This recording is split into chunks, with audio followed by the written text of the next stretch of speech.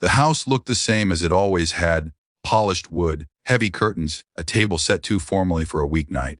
I told myself that sameness meant safety, that if nothing had changed, nothing bad would happen. I was wrong. We had arrived early so my daughter wouldn't feel rushed. She'd chosen a blue sweater with tiny silver stars stitched along the sleeves, the kind that made her feel brave. She sat where there was space, near the end of the table, swinging her legs and humming softly while the adults finished talking. I noticed my father watching her before he moved. The way his eyes measured distance, the way his jaw tightened, as if a rule had been broken without permission. Dinner had barely started when it happened. He stood abruptly, chair scraping loud against the floor.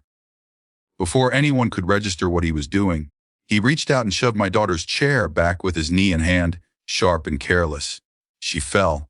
Not dramatically, just a quick, startled tumble. Her palms hit the rug. The chair clattered sideways. "That seat's for my real grandchild," he barked. The room went silent, no gasp, no rush forward. No one moved. My daughter stayed on the floor for a second too long, trying to understand what had happened. Her face was red with shock more than pain. She looked around, searching for cues, for someone to tell her what this meant. I felt time compress. Not slow, compress. Everything narrowed to her on the floor, and the knowledge that whatever happened next would stay with her far longer than this dinner ever would. I didn't yell. I didn't rush him. I stepped forward, helped her up, brushed her knees, and wrapped an arm around her shoulders. She leaned into me instinctively, her body shaking now that the shock had worn off. Then I looked at my father, and I said 5 words. "You will never touch her?" That was it. Not louder than conversation.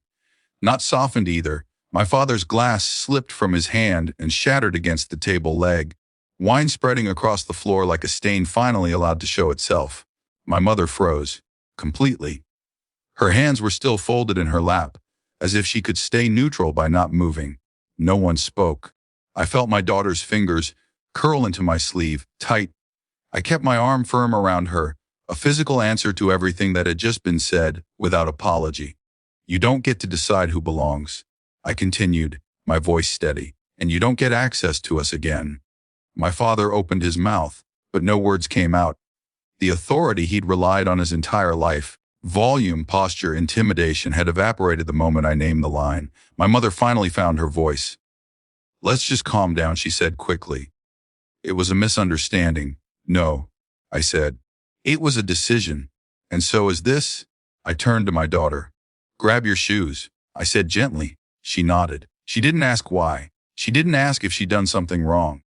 That alone told me how much damage had already been waiting for an excuse. As we walked toward the door, my father found his anger again. "You're overreacting," he snapped. "You always do." I stopped, just long enough to look back. Protecting my child feels excessive to you," I said. "That's confirmation, not criticism." We left without further argument. In the car, my daughter sat very still. Her breathing was shallow, controlled the way kids breathe when they're trying not to cry. After a few minutes, she asked, "Am I not real?" I pulled over. I turned the engine off and unbuckled my seatbelt so I could face her fully. "You are real," I said. "You are wanted. You are my family. Anyone who says otherwise doesn't get to be near us." She watched my face closely, checking for cracks. When she didn't find any, she nodded. "Okay," she said quietly. We didn't go back. The calls started the next day. My mother first, tearful, trying to negotiate the story into something smaller. Then my father, angry again, insisting he'd been disrespected in his own home. I listened once. Just once. "You don't get another chance," I said. "Not with her." He accused me of choosing sides.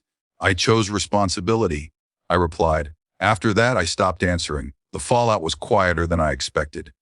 Invitations stopped. Relatives asked careful questions. Some believed me. Some didn't. I didn't correct the ones who needed the lie to stay comfortable. What mattered happened at home. My daughter stopped asking if she was allowed to do things. She spread out on the couch again. She laughed without checking who was listening. One night, weeks later, she asked, "Are we going back there?" "No," I said. She thought about that. Then she smiled, not wide, not triumphant. Relieved. "Good," she said. I didn't feel safe? She was right. I didn't win anything that night. I lost a version of family I'd already been carrying alone. But I gained something more solid. A line my child will never have to draw for herself.